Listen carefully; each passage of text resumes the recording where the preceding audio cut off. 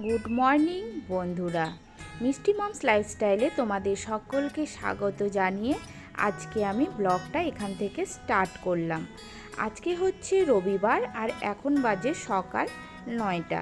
তোমরা যেখান থেকে আজকে আমার ব্লগটি দেখছো, আশা করি তোমরা সকলেই বেশ ভালোই আছো, আমরাও ভালোই আছি।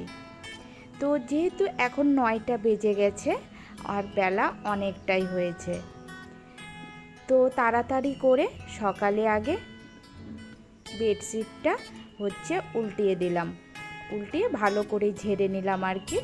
কারণ সিধে করে রেখেছিলাম আর বেডশিটটা একটু নোংরাও হয়েছে।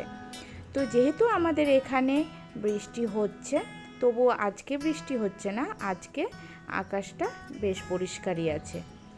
তো যাই হোক, আমি বেডশিটটা কালকে চেঞ্জ করব। আজকে সারাদিন বিছানার মধ্যে থাকবে, তো সেই জন্যই আজকে চেঞ্জ করলাম না আর কি।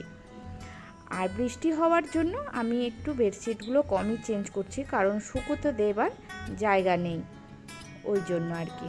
তো যাই হোক, তো এখন দেখো তোমাদের সঙ্গে বক বক করতে করতে আমার বিছানাটা ঝাড়া কমপ্লিট। তারপরে এইবার আমি উঠোনে কাপড় দিয়েছি, এমনকি ছাদেও কাপড় শুকোতে দিয়ে দিয়েছি। তো ছাদে আর নিয়ে গেলাম না, তোমাদের দেখাতেও পেলাম না। যাই হোক, আমি কাপড় শুকোতে দিয়ে তারপরে এসছি ঘরগুলো সুন্দর করে ঝাড় দিতে। ঘরগুলো ঝাড় দিয়ে নেব। আর ওরা দেখো বাইরে বাবা মেয়ে খুনসুটিতে ভর্তি দুইজনে, যেহেতু আজকে বাড়িতে দুইজনে আছে, তো প্রত্যেক সানডেই আমার এমনটাই হয়। তো মেয়ে বাবাকে পেলে একবারে মনে হয় বন্ধুকে পেয়ে গেছে। আর কি বলো তো, ওর বাবাও তাই, মেয়েকে একবারে বন্ধুর মতনই মেশে। তো যাই হোক, ভয়ও কিন্তু তেমনটাই পায়। আমি হাজার বকা দিলেও আমাকে যতটা ভয় পায় না, ওর বাবাকে দেখলে বেশি ভয় পায়। তো যাই হোক, এইবার আমরা সবাই মিলে ফ্রেশ হয়ে আমি ততক্ষণে ওটস দিয়ে একটি শেক তৈরি করে নিয়েছি। সেইটাই সকালে সবাই খেয়ে নিলাম, তিনজনে আর কি। খেয়ে নিয়ে মেয়েকে এসে আমি পড়াতে বসাতে, আর ওইদিকে অমিত বাজারে গেছে। তো মেয়েকে ততক্ষণে একটু পড়িয়ে নিই, যেহেতু আজকে মেয়েকে তো সকালের দিকটা ফাঁকা পাই না, আজকে পাই। তো আজকের দিনটা আমি আর মিস করি না, যতটুকু পারি ওকে একটু পড়াতে বসাই আর কি। তো মেয়েকে পড়িয়ে নিয়ে তারপরে এসছি আমি ব্রেকফাস্ট রেডি করতে। ব্রেকফাস্টে আজকে বানিয়েছি চাউমিন। তো চাউমিনটা আমার বানানো কমপ্লিট হয়ে গেছে। এইবার আমি প্লেটে সবার জন্য বের করে নিচ্ছি, কারণ প্রতিদিন তো আমি একাই ব্রেকফাস্ট করি। আর কারণ মেয়ের মতো বেরিয়ে যায়, ওর পাপার মতো বেরিয়ে যায়, আর আমাকে একাই ব্রেকফাস্ট করতে হয়। আর আমি এই সপ্তাহের একটা দিনের জন্য অপেক্ষায় বসে থাকি, কবে এই রবিবারটা আসবে, তিনজনে মিলে ব্রেকফাস্টটা করব। সত্যি ব্রেকফাস্ট করতে একটু আমাদের যদিও আজকে লেট হয়, কিন্তু মজাও হয়, গল্প স্বল্প হাসাহাসি সব কিছুই হয় আর কি। কারণ এইগুলো দিন তো পাই না। আর ব্রেকফাস্ট করে নিয়ে তারপরে ওর পাপা ওকে নিয়ে চলে যাচ্ছে এখন নাচে। আমি আজকে নাচে নিয়ে গেলাম না, ওর পাপাই ওকে নাচটা করিয়ে নিয়ে আসবে আর কি। আর আমি ততক্ষণে কাজগুলো সেরে ফেলবো।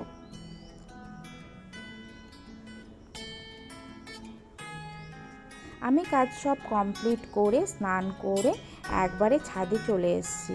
কাপড়গুলো বাকি কাপড়গুলো যে আছে সেগুলো কেচে নিয়েছি, ওগুলোই মেলে দেবো আর কি। আর যে বলেছিলাম ছাদে কাপড় দিয়েছি সেগুলো তুলে নিয়েছি। এতক্ষণে কাপড়গুলো শুকিয়ে সুন্দর করে কনমনা হয়ে গেছে। বৃষ্টি হলে জানো তো কাপড় চোপড় কাচতে বড্ড মুশকিল। তো সব কিছু করে নিয়ে আমি করে নিয়েছি। এইবার রান্নাতে আজকে আমি করেছি পটল পনির, সজনে দিয়ে ডাল, আর মাছের ঝোল, আর মাছের ডিমের বড়া। এই ছিল আমাদের আজকে লাঞ্চের মেনু। আজকে কোনো চিকেন বা মাটন কোনোটাই করিনি, ভালো লাগছিল না, মনে হলো একটু মাছি করি। Good evening. তো এখন সন্ধ্যেবেলা সন্ধ্যে তো দিয়ে দিয়েছি, দিয়ে এখন যাচ্ছি আমি হচ্ছে ঘুরতে যাচ্ছি বলতে আমি এখন যাচ্ছি হচ্ছে একটু পার্লারে যাবো, কারণ বেশ অনেকদিন যাবত হচ্ছে প্লাগ করা হয়নি, তাই যাবো। আর দেখি একটু হচ্ছে স্পা করার ইচ্ছে আছে, তো যদি এখন সম্ভব হয় তাহলে আমি এখনই করে নেবো আর কি। আর তো আমি মেয়ে তো রেডি হয়ে গেছে, আর ওরা টিভি দেখছে আর অমিত তো এই যে বসে আছে। তো যাই হোক সবাই মিলে রেডি হয়ে গেছি, তো চলো যাওয়া যাক মার্কেটে, কী করি না করি তোমাদেরকে বলবো। তো ফার্স্ট যাবো হচ্ছে আমি পার্লারে, সেটা তোমাদের বলে দিলাম, কেমন? চলো। এদিকে আমি তোমাদের বললামই পার্লারে চলে এসেছি। মেয়েকে বিকেলে গান করিয়ে নিয়েছি, গান করিয়ে বাড়িয়ে এসেছি। কিন্তু বাড়িয়ে এসেছি সন্ধে, মানে একটু মেঘলা মেঘলা হচ্ছিলো, বৃষ্টি আসছিলো। তো ভেবেছিলাম যে খুব হয়তো বৃষ্টি আসবে, তো যদিও বা বৃষ্টিটা তেমন আসেনি। তো অমিতকে বললাম আমি একটু পার্লারে যাব, স্পা অনেক দিন করিনি বলতে এইখানে আসার পরে আমি স্পা করিনি, একদিনও পার্লারে যাইনি। তো চুলগুলোর একবারে অবস্থা আমার মানে কি বলবো, কেরোসিন উঠে একবারে মাথার মধ্যে একবারে স্ক্যাল্পটা পুরো দেখা যাচ্ছে, তা বুঝতেই পারছো তাহলে কত চুল উঠছে। তো ওই জন্য স্পা করাতে চলে এসেছি, যে না করালেই না, যেটুকু আছে এইটুকু হয়তো উঠে চলে যাবে। তো যাই হোক স্পা করতে এসেছি, আর ফার্স্ট টাইমে এসেছি, কিন্তু মানে এরা এত ভালো ব্যবহার, এত ভালো মানে বলে বোঝাতে পারবো না। তবে সত্যি এই দিককার লোকের ব্যবহার প্রচণ্ডই ভালো, খুব মিশুক আর হেল্পফুল। কোনো বিপদ পড়লে এখানকার লোক প্রচুর হেল্প করে। তো যাই হোক, আর এইখানে মানে এত সুন্দরভাবে ম্যাসাজ করেছে, মানে আমি বলে বোঝাতে পারবো না। মানে তোমরা দেখেই বুঝতে পারছো, মানে সত্যি মানে আমি এবার স্পা করিয়ে পুরো একদম স্যাটিসফাইড। কারণ কি এই মানে এত সুন্দর করে ওনারা করেছেন, মানে বলে বোঝাতে পারবো না।